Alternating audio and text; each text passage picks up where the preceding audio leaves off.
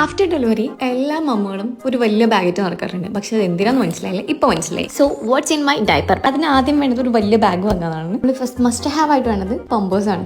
എപ്പോഴാ പണി തരാന്ന് നമുക്കറിയാം. ഞാൻ ഒരു 4-3 പമ്പേഴ്സ് എപ്പോഴും കീപ്പ് ചെയ്യാറുണ്ട്. അതുപോലെ തന്നെ വൈബ്സ് അത്ര യൂസ് ചെയ്യുന്നത് നല്ലതല്ല, ഒരു സേഫ്റ്റിക്ക് വേണ്ടി വെക്കുന്നതാണ്. Cotton square wipes, 2 set socks, set മെറ്റി. പിന്നെ ഗേൾ ആയ ഒരു മമ്മിന്റെ കാര്യം അറിയാലോ, കുറച്ച് ഹാബിറ്റ്സ് കീപ്പ് ചെയ്യാറുണ്ട്. ഒരു ക്ലൻസിംഗ് ബാർ, ഒരു ക്യാപ്പ്, ഒരു പാന്റ്, ഒരു 4-5 കൂട്ടി ഡ്രസ്സുകൾ ഞാൻ കീപ്പ് ചെയ്യാറുണ്ട്. ഒന്ന് സെറ്റർ പോലത്തെ, ഇപ്പൊ മഴക്കാലല്ലേ. പിന്നെ അതുപോലെ തന്നെ നല്ല ബനിയൻ ക്ലോത്തിന്റെ 2 ബാബാ സൂട്ട് പോലത്തെ 2 ഡ്രസ്സുകൾ, പിന്നെ ഒരു ഫ്രോക്ക്, എന്തെങ്കിലും ആവശ്യം വരികയാണെങ്കിൽ ഫംഗ്ഷൻസ് യൂസ് ചെയ്യാൻ വേണ്ടിയിട്ട്. പിന്നെ ഇമ്പോർട്ടന്റ് അവരുടെ മെഡിസിൻ ആണ്, പനിയുടെ മരുന്നും പിന്നെ അതുപോലെ തന്നെ ചുമയുടെ പിന്നെ ജലദോഷത്തിനുള്ള മെഡിസിൻസ് വെക്കാറ്. മെയിൻ ഇമ്പോർട്ടന്റ് ജുഡോ ക്രീമാണ്, ഡൈപ്പർ ക്രീം, നാസൽ ആസ്പിറേറ്റർ, എളുപ്പം യൂസ് ചെയ്യാൻ വേണ്ടി ഒരു ബുക്ക്ലെറ്റ് വെക്കാറുണ്ട്. ഇങ്ങനെ കാറിലൊക്കെ പോകുന്ന സമയത്ത് അത് ചെയ്തിട്ടുണ്ടായിരുന്നു. 2-3 ടവൽസ് വെക്കാറുണ്ട് കേട്ടോ. നമ്മൾ അവർക്ക് തുടച്ചെടുക്കാൻ പറ്റുന്ന ഒരു ബനിയൻ ക്ലോത്ത് ടൈപ്പ് യൂസ് ചെയ്യും. എനിക്കുള്ള 2 ടവൽസും ATM ഒരു വാലറ്റ്, അതേപോലെ തന്നെ എനിക്കുള്ള ഐറ്റംസ്, അതേപോലെ തന്നെ സ്പ്രേ, ലിപ്സ്റ്റിക്, പിന്നെ ഞാൻ യൂസ് ചെയ്യുന്നത് പോൺസ് BB+ ക്രീം, കുറച്ച് സ്ലൈഡ് ഐലൈനർ, ഐബ്രോ, പിന്നെ ഒരു മോയ്സ്ചർ ലോഷൻ വെക്കാറുണ്ട്. ക്രീം ഒന്നും അങ്ങനെ യൂസ് ചെയ്യാറില്ല, ഡൈപ്പർ ക്രീം യൂസ് ചെയ്യാറുണ്ട്. ഒരു സേഫ്റ്റിക്ക് വേണ്ടി വെക്കാം. പാലൊക്കെ കുടിക്കുന്നതല്ലേ, പുറത്ത് നല്ല എടുക്കുകയാണെങ്കിൽ സ്മെല്ല് വരണ്ടെന്ന് വിചാരിച്ചിട്ട് വെക്കണം, യൂസ് ആക്കാന്ന് വിചാരിച്ചിട്ട്. പിന്നെ ഈ ഡൈപ്പർ ബാഗ് 2 സൈഡ് എനിക്ക് ഒട്ടും ഇഷ്ടമല്ല കേട്ടോ.